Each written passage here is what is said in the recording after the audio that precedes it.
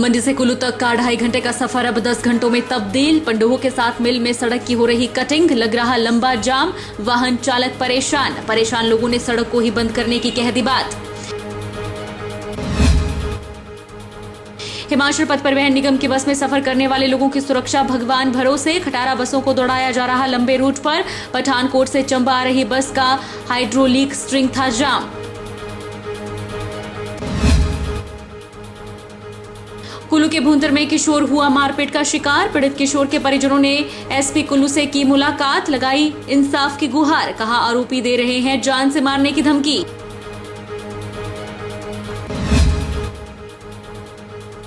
और शिवनगरी बैजनाथ में चल रहा 13वां गणेश उत्सव। मनमोहक झांकियों को देखकर दर्शक हुए मुग्ध। पंडोल रोड में चल रहे गणेश उत्सव में अघोरी बाबा की झांकी को किया गया प्रदर्शित।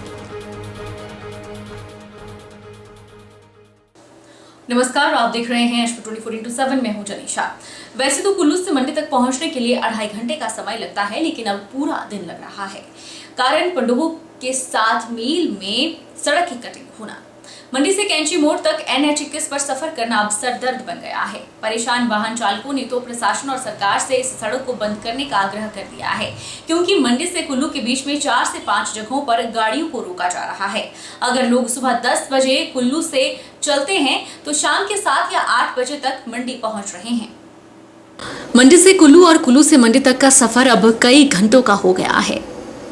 भारी बारिश की वजह से सड़क कई जगहों से तहस नहस हुई पड़ी है। पंडोह के 6 और 7 मील में बार बार भूस्खलन होने से वैसे ही सड़क अधिकतर समय बंद रहती है। वहीं सड़क की मरम्मत कार्य के लिए भी यातायात को रोका जाता है, जिससे वाहन चालक खासे परेशान हैं। फ्लैश फ्लड में पंडोह डैम के ऊपर कैंची मोड़ के पास सड़क पूर्णतः टूट चुकी है, जिसको ठीक होने में अभी भी करीब 2 महीने का वक्त लग सकता है।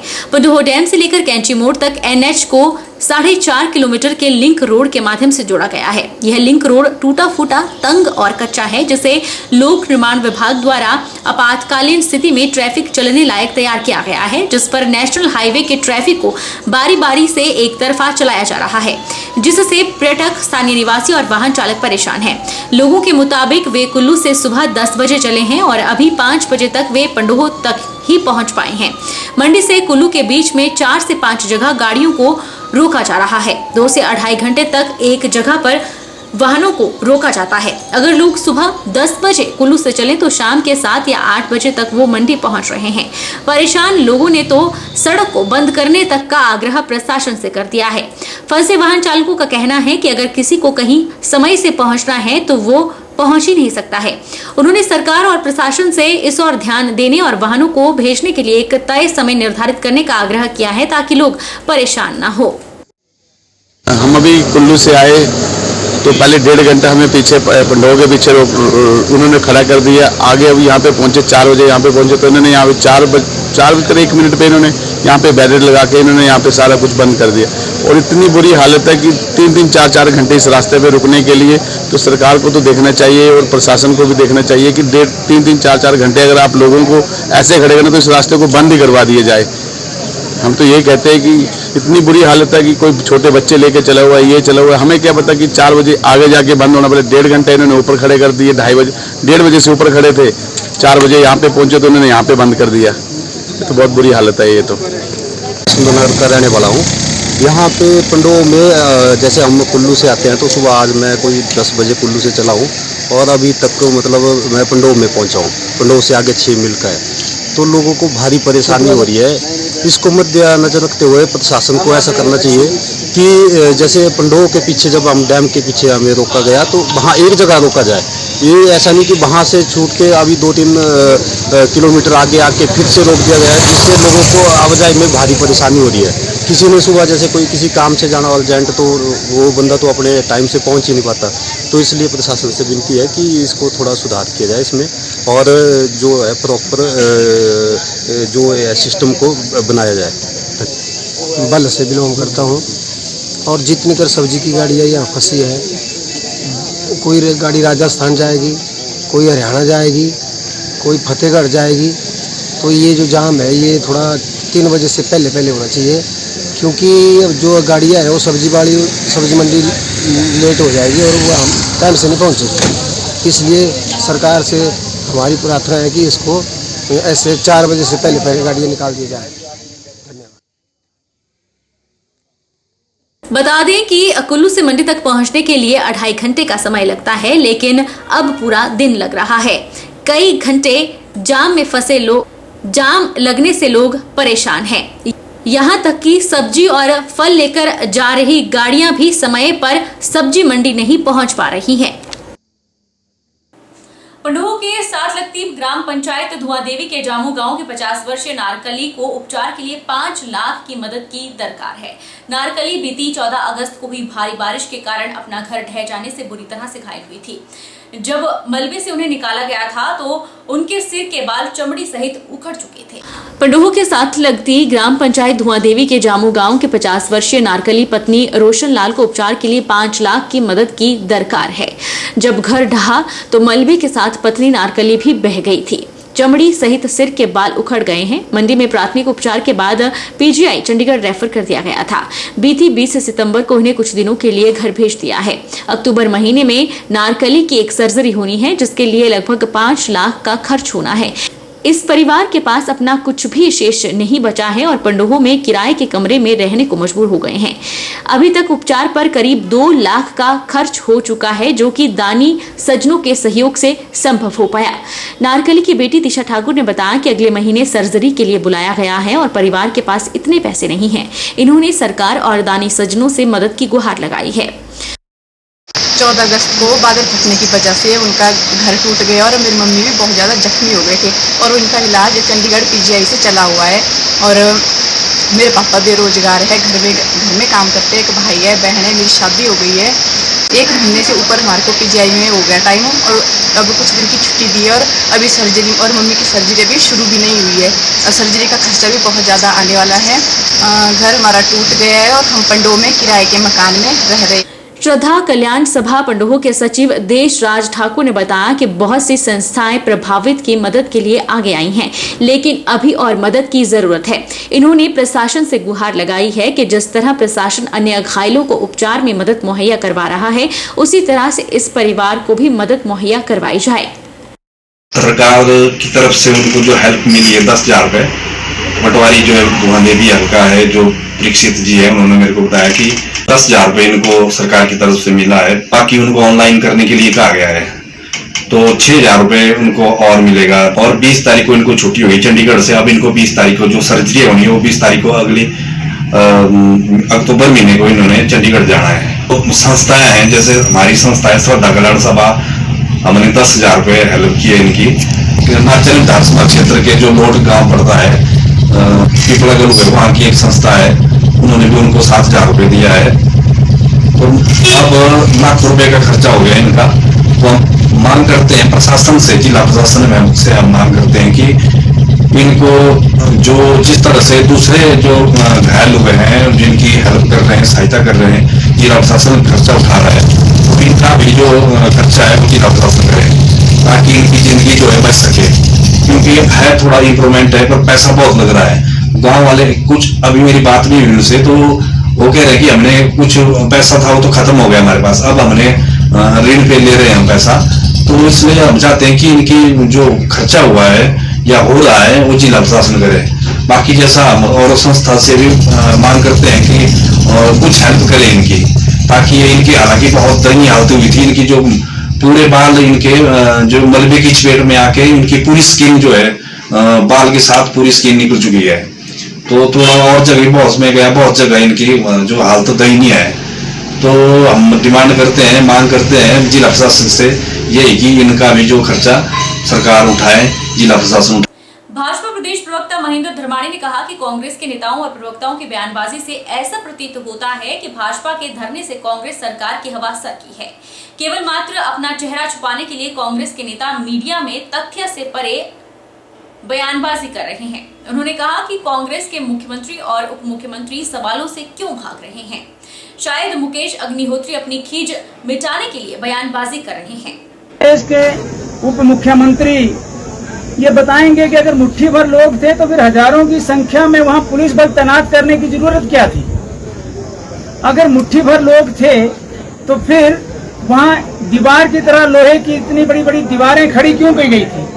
भारतीय जनता पार्टी ने धरने से पहले ये स्पष्ट किया था कि हमारा धरना सांकेतिक है। हम सरकार को सचेत करना चाहते हैं, हम सरकार को आगाह करना चाहते हैं, क्योंकि हिमाचल प्रदेश में जिन 10 झूठी गारंटियों को देकर के झूठ के आधार पर जो सरकार आपने बनाई है, जनता उन गारंटियों के बारे में पूछती है। आज प्रदेश की 22 लाख महिलाएं पूछती हैं कि हमारे 1500 रुपए का क्या हुआ। आज प्रदेश का नौजवान पूछ रहा है कि 1 साल के अंदर 1 लाख नौकरी देने की बात जो आपने की थी मुख्यमंत्री जी, उस पर बात करिए। प्रदेश के उप मुख्यमंत्री बात करें। आपने कहा था हम 2 किलो गोबर प्रति किलो के हिसाब से खरीदेंगे, वो कब खरीदोगे? आपने कहा था हम पशुपालकों से 80 रुपए 100 रुपए किलो दूध खरीदेंगे। इन सब गारंटियों का क्या हुआ, उसके बारे में जवाब दीजिए। कांग्रेस ये स्पष्ट करे आज सरकार क्या करे, उसकी बात करे। बीजेपी के बारे में रोना धोना, इसे काम चलने वाला नहीं है। 9 माह का समय हो गया और सरकार को स्पष्ट करना चाहिए कि कांग्रेस की सरकार ने पिछले 9 महीने में किया क्या है।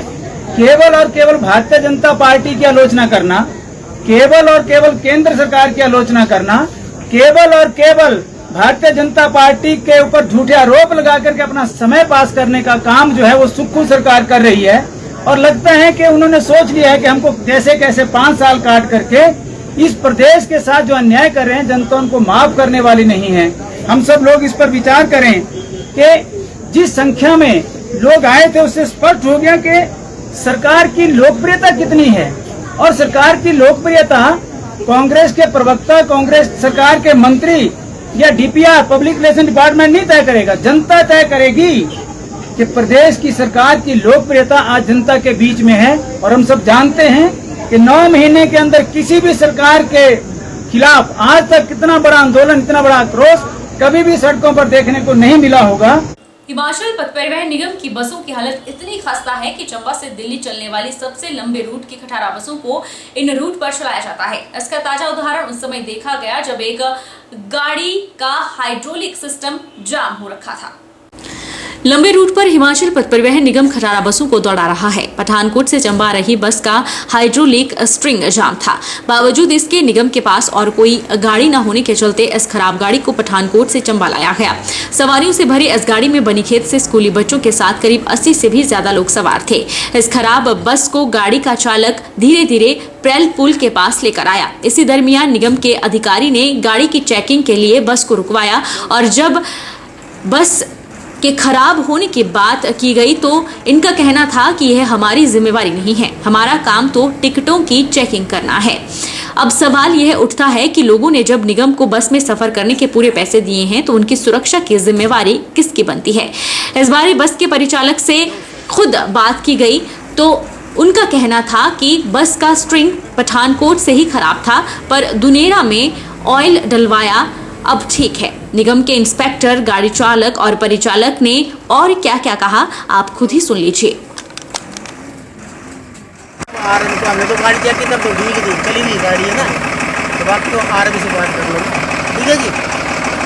नहीं सर, ये आप इनको ये बोल सकते हैं कि गाड़ी 120 किलोमीटर चल के आई है, 120 किलोमीटर गाड़ी चल के आई है। इनको पता है और वो रीजन में जो उनको लगा दो हमने गाड़ी चेक की, गाड़ी प्रोवाइड करनी चाहिए, आपको गाड़ी प्रोवाइड करवानी चाहिए ना। ये इस लाइन में हम क्या बोल सकते हैं इसके बारे में, गाड़ी के बारे में। सवाल ये है कि इतने 52 सीटर गाड़ी है, कम से कम 50 आदमी बैठे हुए गाड़ी में, अगर गाड़ी को कुछ हो जाता है कौन जिम्मेवार है सर? मैं ये पूछ रहा हूँ। जिम्मेवारी तो ड्राइवर ले आए ना, ड्राइवर ने आरएम को, ये आपकी जिम्मेवारी है सर, ये आपकी जिम्मेवारी है। ले आया मैं तो गाड़ी, अब जिम्मेवारी तो अब क्या करें भाई, गाड़ी खराब हो चाहे कुछ भी, ये आपकी जिम्मेवारी। आपने आरएम को कर दिया, हमने कर दिया था, बाकी हम इसमें क्या बोल सकते हैं। पठानकोट से क्या हुआ था इसको? सर थोड़ी सी प्रॉब्लम आ रही, स्टीयरिंग थोड़ा फंस रहा, फिर इसका दुनेरा में अपना ऑयल डलवाया। हाँ, फिर बावजूद इसके ठीक हो गई गाड़ी?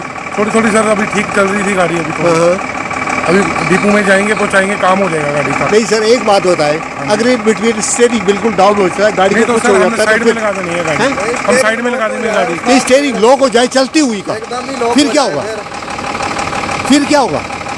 सर मैं तो कनेक्ट हूँ, मेरे को इतनी नॉलेज भी नहीं है गाड़ी के बारे में, मेरे को अपन फिर तो कोई पता है ना कि अपना आपको नॉलेज नहीं है कि गाड़ी खराब है या नहीं? नहीं नॉलेज तो है, मैं बता रहा हूँ आपको। हाँ। कि इतनी नॉलेज नहीं है ना मैं गाड़ी की कनेक्टर को तो बताएं आप 120 किलोमीटर दिल्ली से गाड़ी आई, मुझे सीट बड़ी खेत में कम से कम भी 80 आदमी बैठे हुए थे, पूरा स्टीयरिंग लॉक हो रहा है। अभी ड्राइवर ने बात की होगी आर्म के साथ, पता नहीं क्या। तो इसको गाड़ी को खड़ा करना चाहिए था ना, साइड पे खड़ा करना चाहिए था या नहीं, मैं आपसे ये पूछ रहा हूँ। अब आर्म से बात हुई, उन्होंने क्या बोला हमें नहीं पता ना। अब ड्राइवर बोल रहा आर्म से बात हुई है। अब उनको पता होगा ना कि क्या बात हुई, इनकी मेरे को इस बारे में पता नहीं। हमने गाड़ी चेक की है, बस यही है हमारी।